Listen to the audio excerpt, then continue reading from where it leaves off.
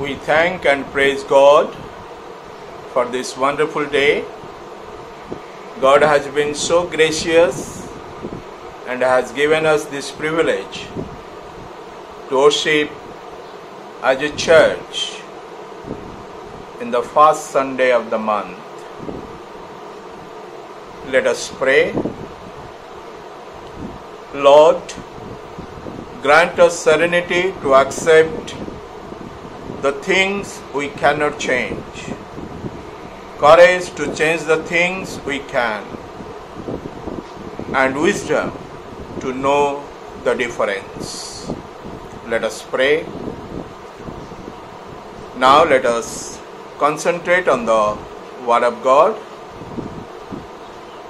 In our country, India, a man named M.K. Gandhi is called Mahatma for leading people to freedom. South Africa remembers Simon Bolivar. The Jews, one liberator and supreme lawgiver named Moses, who had led the people from slavery to freedom, from Egypt to promised land Canaan. God used Moses' remarkable way. He was the first person recorded in the Bible to work miracle. Once God called Moses and said, "Moses, I have heard the affliction of the people who are in Egypt, and I have heard their cry. I shall deliver them from their suffering and oppression. You will be their liberator.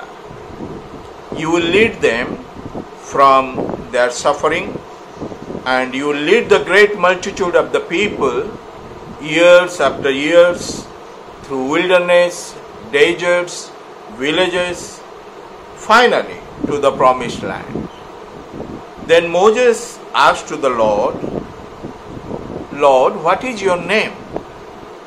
The Lord replied, "I am who I am." Then Moses asked to the Lord, "You have sent me to lead thousands of the people years together. Please let me know whom you will send with me, your plan, your ways." But the Lord replied, "My presence will go with you, and I will give you rest." In other words, the Lord said, "Moses, you will not understand my divine plan. You will become tired. You will be worn out, and then I will grant my presence and my rest to you. That is what you need." Then after a short while, Moses asked to the Lord, "Lord, show me your glory." But the Lord replied, "I will grant all my goodness to you. Moses, you have already experienced my glory and my never-failing assurance.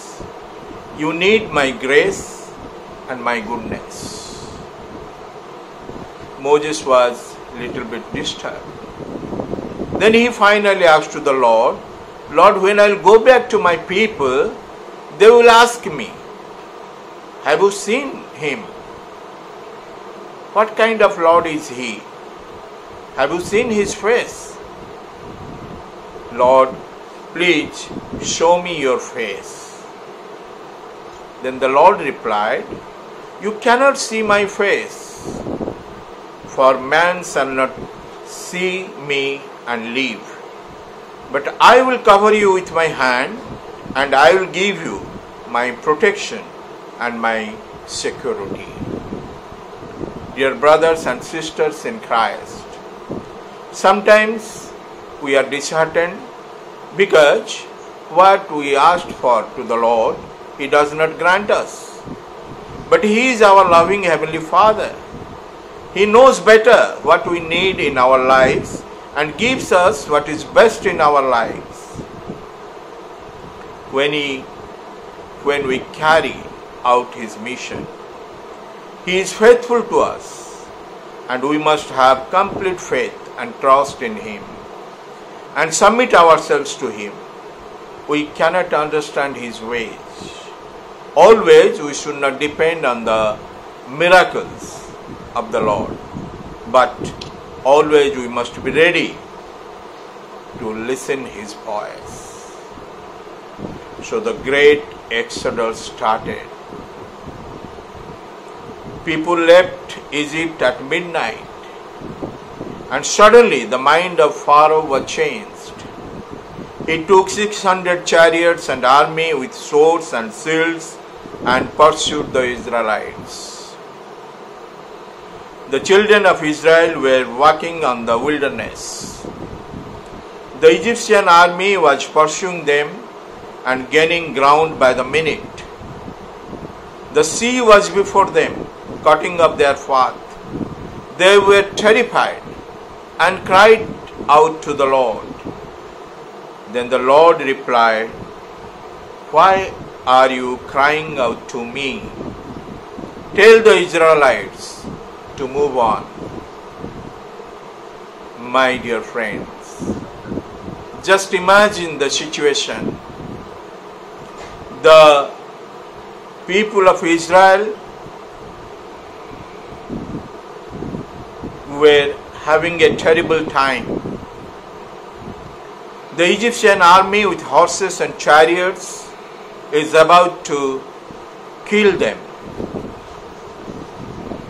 And in the front there is sea cutting up their path. And when they cried to the Lord said, "Why are you crying out to me? Forward march." There is a word here for the church. Can you see it written between the lines? Our work is work of faith. We pray by faith, we obey by faith, we live by faith, and we die by faith. This is the life of Christians. Our captain is completely invisible, yet our eyes are fastened on Him. And when He says, "Forward march," we must leave everything and we must respond to His calling. Remember what the risen Lord said, "All authority in heaven and earth has been given to me." There is no authority against Jesus, no greater power, no force that can threaten. Therefore, the time has come. We must put our faith into action. "Why are you crying out to me?" the Lord asks. He knows that the enemy is chasing us and that the odds are entirely impossible.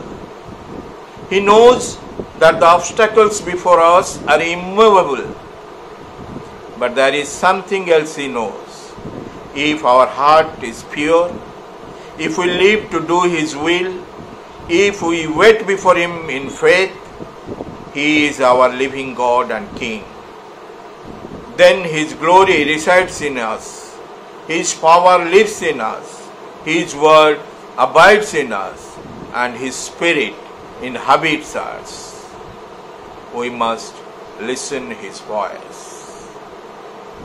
My dear brothers and sisters in Christ, we are passing through a very difficult and unprecedented time.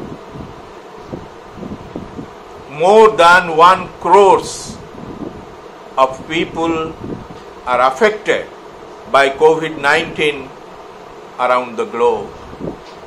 In our country, India, around 6.5 lakhs people suffered from COVID-19. This is a terrible time. but we must have faith on the Lord.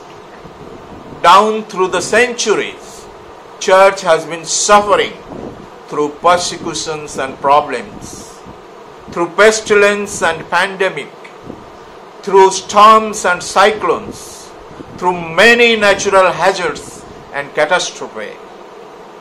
But praise the Lord, that church, he has been witnessing the glory of God. Church has been revealing the mystery of God to the world. Church has been the source of blessing for the whole world. My dear friends, let us not lose our faith. Let us be firm in faith and keep up and believe the promise of our God.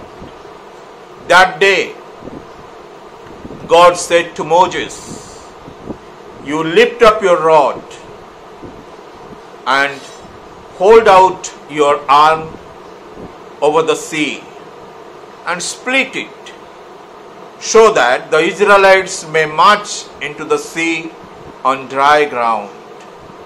Moses, you split the sea.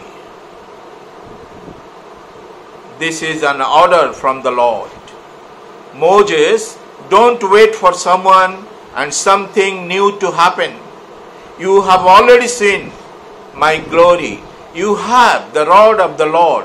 Now use it as I command you.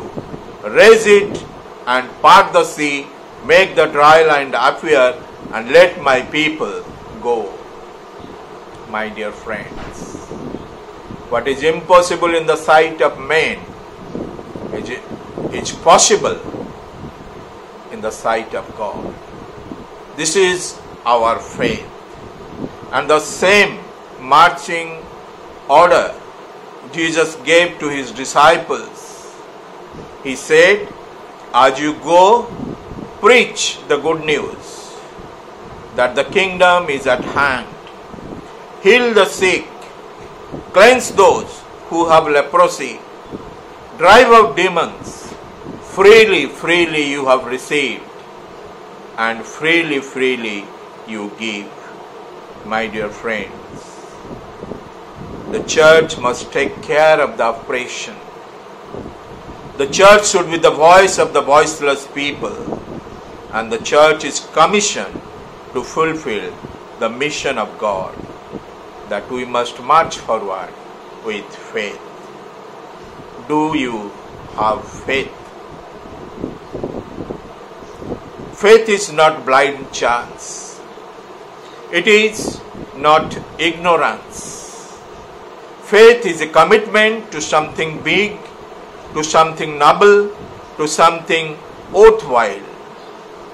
Faith is a belief that this is right, though it can never be proved with scientific accuracy or mathematical certainty.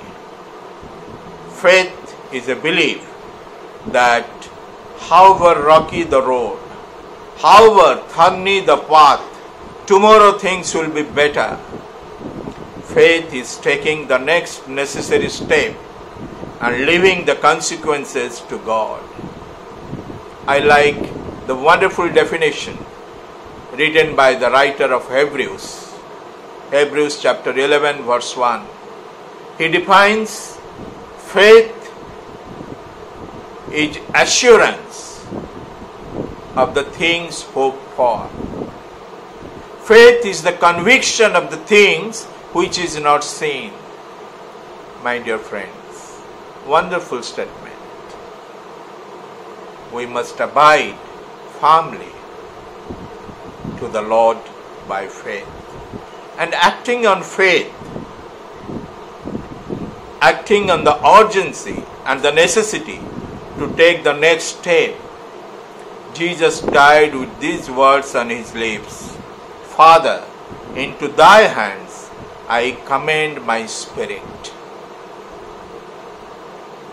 By faith, Jesus took the next step and leaving the consequences to God. Was Jesus mistaken in leaving the consequences to God? we turn to history. No, Jesus was not mistaken. 3 days after he was resurrected, and he created a new history in the world. And all the way from Stephen to the present time, millions have died for him. More books have been written about him than any other. More songs have been composed about him than any other. More churches and cathedrals have been built in his name than any other. Jesus is today more vital than all the generals that ever marched. My dear friends, Jesus is the living Lord. Today, he is with us. Once Alexander the Great said, I myself have founded empires.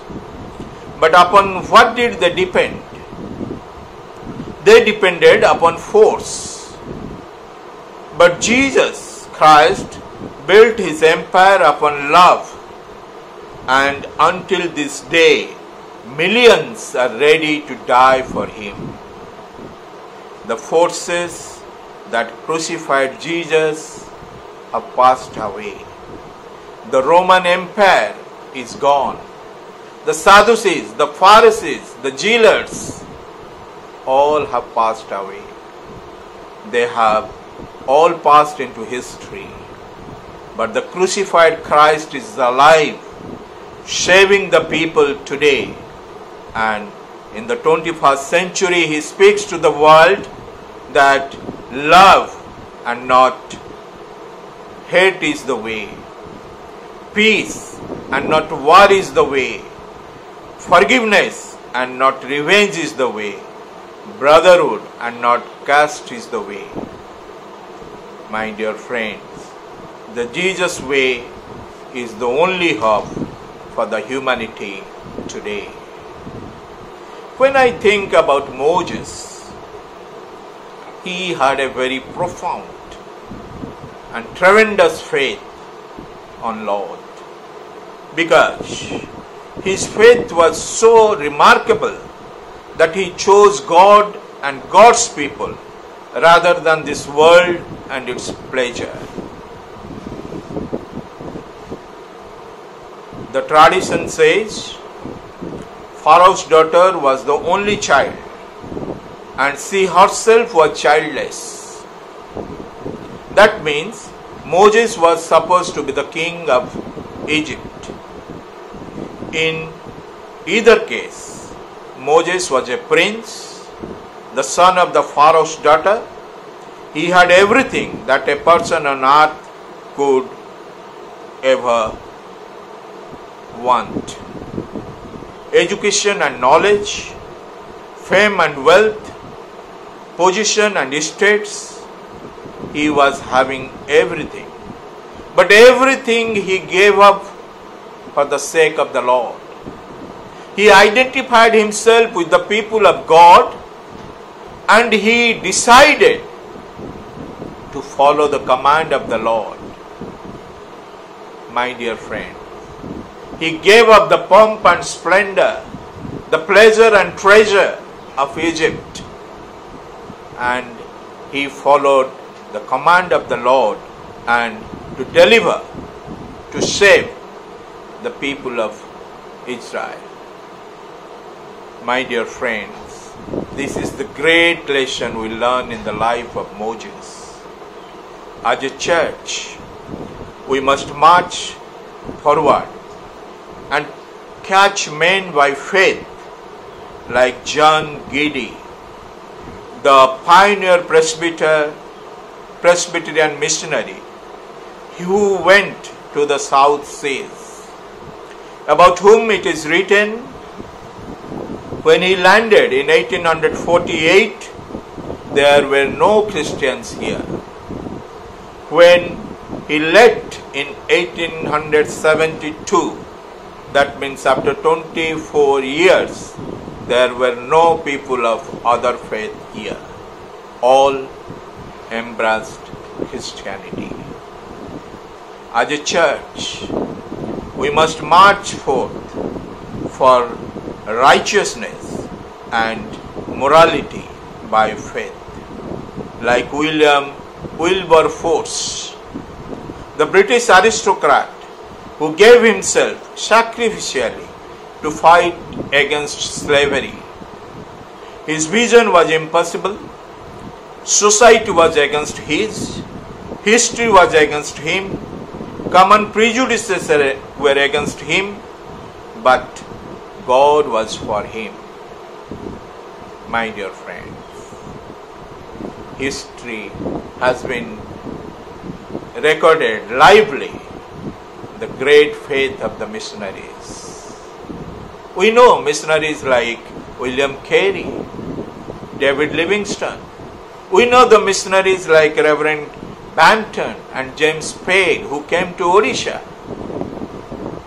who lived under tremendous suffering, who died here but never failed to preach the word of God and to remove the injustices in the society.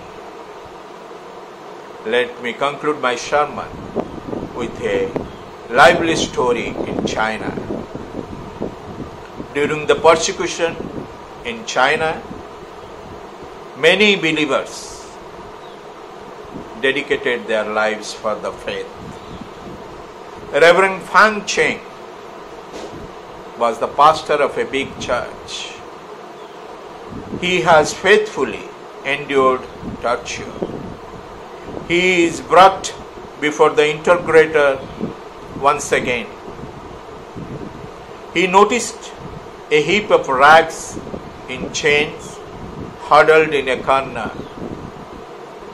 He went near and found this is his mother.